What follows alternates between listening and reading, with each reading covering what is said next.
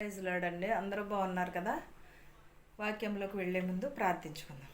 స్థుతులపైన ఆసనుడు అయిన దేవా, నీకు వందనములు, నీకు స్తోత్రాలు. నేను ప్రభా వేవేల దూతలతో కొనియాడబడుచున్న దేవా, నీకు కృతజ్ఞతలు చెల్లించుకునిచున్నాం ప్రభా. గడిచిన కాలం అంతే మమ్మల్ని కాచి కాపాడి సజీవ రెక్కలలో మమ్మల్ని ఉంచినందుకు నీకు లెక్కలేని స్తోత్రాలు నాయన ప్రభా. మా హృదయములు మార్చు, మా మనసులు మార్చుమని అడుగుచున్నాం ప్రభా. నీ రాకడ కొరకు మేము ఎదురు చూసే భాగ్యమును దయచేయమని అడుగుచున్నాము నాయన ప్రభా.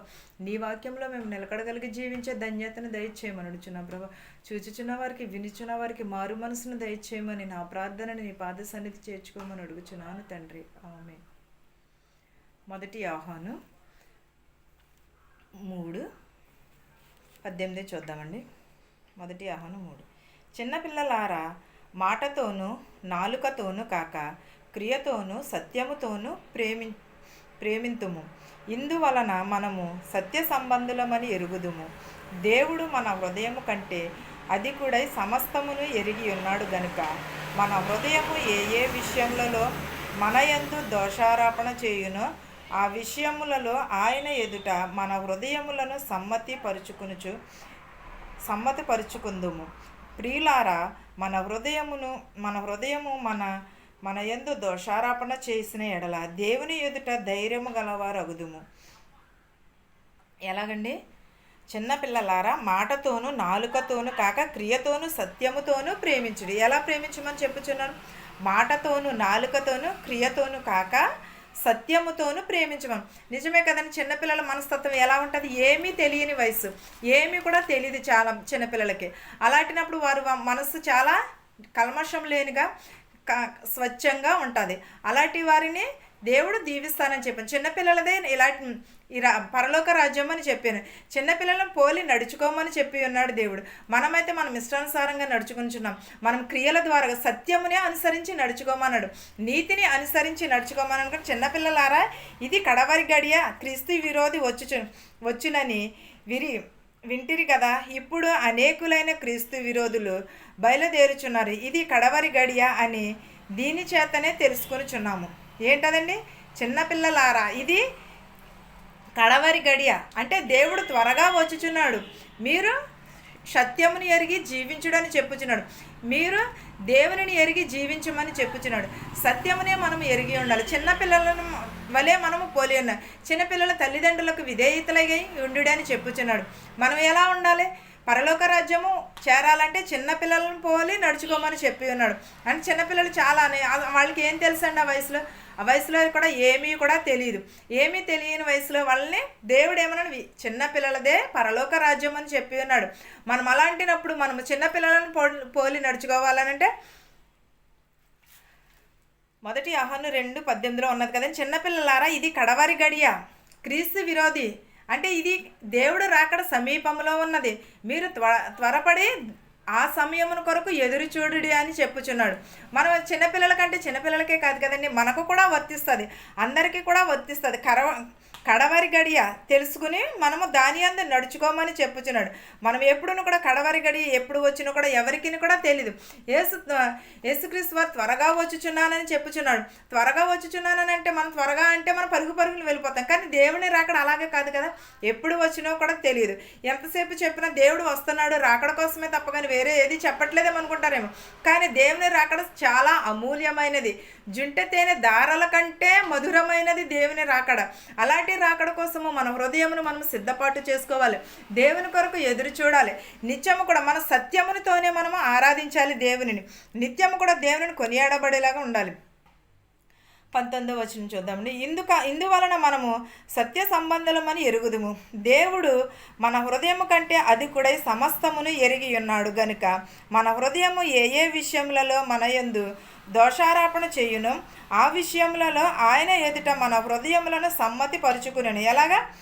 దేవుని ఎదుట మనము మన హృదయము కంటే అధికుడై ఉన్నాడు, సమస్తమును ఎరిగి ఉన్నాడు గనుక మన హృదయం ఏమేమి విషయంలో చేయునో కూడా దేవుడు ఎరిగి ఉన్నాడు. ఏ విషయమందు దేవుడు మనలను ఎరిగి ఉన్నాడు? ఏ నిమిషము, ప్రతి నిమిషమును కూడా దేవుని ఎరిగి ఉన్నాడు. ప్రతి ఒక్క సెకండ్ కూడా దేవుడు ఎరిగి ఉన్నాడు. మన హృదయములను ఏ విషయముల నందు దోషములను చేయుచున్నాము. మనము ఒకవేళ ఏదైనా తప్పు చేసామనుకోండి, మనుషులు చూడకపోవచ్చు, కానీ దేవుడు చూస్తాడు కదా. దేవుడు ప్రతి ఒక్కటి చూస్తాడు. దేవునికి చాటు మరుగనేది లేదు. మనం ఏది దేవుని నుంచి ఏది కూడా తప్పించుకొనలేము. దేవుని నుంచి మనం ఏ మాత్రమును కూడా త్రోసివేయలేము. దేవుడు మనలను ఇలాగ సజీవులుగా ఉంచి ఉన్నాడంటే ఎందువలన? దేవుని కృప వలనే, దేవుని దయ వలనే. దేవుని లేకపోతే మనం ఏది కూడా సాధ్యము కాదు. సమస్తమును దేవునికి సాధ్యము.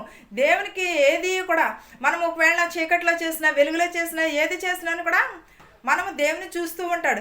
కడవరి గడియ ఆరోపణ అధికముగా చేస్తాను, మన హృదయం కంటే అధికుడై ఉన్నాడు, సమస్తమును ఎరిగి ఉన్నాడు. హృదయం ఏమేమి దోషారోపణ చేయను పిల్లలారా, మన హృదయము మన దోషమును చేసిన ఎడల దేవుని ఎదుట ధైర్యము గలవారు అగుదు. ఎవరు? దోషము చేయని వారు దేవుని ఎదుట మనము ధైర్యముగా ఉంటాము.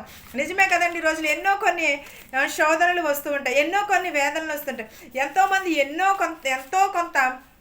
ఎంతో కొంత దేవుని ఎదుట మనము ఒప్పుకొని ఉండాలి. చాలామంది అంటూ ఉంటారు, చెయ్యని పాపానికి కూడా ఒక్కొక్కసారి శిక్ష విధిస్తూ ఉంటారు. ఎందుకంటే వారి పని ఏమిటంటే ఎదుటివారి మీద నిందలు వేయడమే, ఎదుటివారిని ఎప్పుడు ఏదో ఒకటి దూషించటమే. ఎదుటివారిని అలాంటి దూషణకరణలకు మనము భయపడకూడదు, అలాంటి దోషములకు మనము భయపడకూడదు. అలాంటి వారికి మనం ఏం చేయాలి? దూరంగానే ఉండాలి. వారు చేసినది వారికే తిరిగి వస్తుంది. ఏమి విత్తుతామో అదే పోస్తామని చెప్పి ఉన్నాడు. ఏమి చేస్తామో మనము, ఏమి విత్తనం వేస్తామో అదే పోస్తాము. కానీ మనం వేరే కోదుకోయాం కదా. మనము మంచిని వేస్తే మంచి తిరిగి మనకే వస్తుంది, చెడుని చిమ్మం అనుకో చెడు తిరిగి మనకే వస్తుంది. అలాంటినప్పుడు మనం ఏమి చేయాలి? దేవుని యందు మనము భయభక్తులు కలిగి ఉండాలి, ఆయన నీతిని అనుసరించాలి, ఆయనను గైకొనాలి, నిత్యము కూడా కొనియాడబడేవారిగానే ఉండాలి. మనం ఎప్పుడూ కూడా దేవుని ఎదుట మనము దోషారోపణ చేయకూడదు. దోషములను మనం విడిచిపెట్టాలి, మన పాప జీవితమును విడిచిపెట్టాలి. మనం ఎప్పుడూ కూడా దేవునికి లోబడి ఉండాలి. ఈ వాక్యమును మీకును మాకును మనందరికీ కూడా తోడయ్యుండును గాక. ఆమేన్. ప్రార్థించుకుందాం. స్తుతులపైన ఆసీనుడైన దేవా, నీకు స్తోత్రములు, నీకు వందనాలు నాయన ప్రభా. గడిచిన కాలం అంతే మమ్మల్ని కాచి కాపాడి నాయన ప్రభా సజీవ రెక్కలలో ఉంచినందుకు నీకు స్తోత్రాలు చెల్లించుకొనిచున్నాను నాయన ప్రభా. నీటి బుడగలాంటి జీవితములు నాయన ప్రభా, మట్టివారము నాయన ప్రభా. నాయన నీకు స్తోత్రాలు, నీకు వందనాలు నాయన ప్రభా. నీ రెక్కల చాటును మమ్మల్ని భద్రం చేసినందుకు నీకు వందనములు, నీకు స్తోత్రాలు నాయన ప్రభా. మేము ప్రార్థించుచుండగా ప్రభా మా ప్రార్థనలను అంగీకరించేవాడు నాయన ప్రభా. మా శత్రువుల్ని మిత్రువుని దీవించమని అడుగుచున్నాం ప్రభా. ధనికులనేమి భేదాలనేమి దీవించమని అడుగుచున్నాం ప్రభా. గ్రుడ్డివారిని, మోగవారిని, చెవిటివారిని ప్రభువ దీవించమని అడుగుచున్నాం ప్రభా. అంగవైకల్యము కలిగిన వారిని దీవించమని అడుగుచున్నాను నాయన ప్రభా. నీకే స్తోత్రము గానము చేయుచున్నాము నాయన ప్రభా. జ్వరములతో బాధపడుచున్నారు ప్రభా, వారి జ్వరములను ముట్టమని అడుగుచున్నాను నాయన ప్రభా. అనేకమైన రోగములతో ప్రభు ఉన్నారు నాయన ప్రభా, వారి రోగములను తీసివేయమని అడుగుచున్నాము నాయన ప్రభా. నీకే వందనాలు ప్రభా. బస్సుల్లో వెలిచిన, రైల్లో వెలిచిన, హెలికాప్టర్లు వారి గృహాలకు సురక్షితంగా చేర్చమని అడుగుచున్నాను నాయన ప్రభా. యాక్సిడెంట్ అయినారు ప్రభా, వారిని కూడా స్వస్థపరిచి బాగు చేయమని అడుగుచున్నాను తండ్రి ప్రభా. నీకు వందనములు, నీకు స్తోత్రాలు యేసయ్య. నాయన నీకే వందనాలు నాయన ప్రభా. వృద్ధాప్యంలో ఉన్నవారిని దీవించమని అడుగుచున్నాము నాయన ప్రభా. నాయన ప్రభా, ఇతర దేశాల్లో ఉన్న వారిని ప్రభు దీవించమని అడుగుచున్నాను. వెలుచుండగా వచ్చుచుండగా వారి రాకపోకలు ఏంది మీరే ఉండమని అడుగుచున్నాను ప్రభా.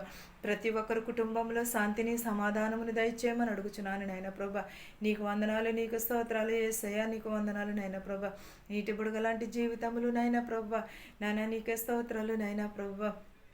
నాయన ప్రభా, నేను చిన్న బిడ్డలను దీవించమని అడుగుచున్నాం ప్రభా. ఆపరేషన్ చేయించుకున్న వారిని దీవించమని అడుగుచున్నాం ప్రభా. వారి గాయములను మానుకోమని అడుగుచున్నాను నాయన ప్రభా.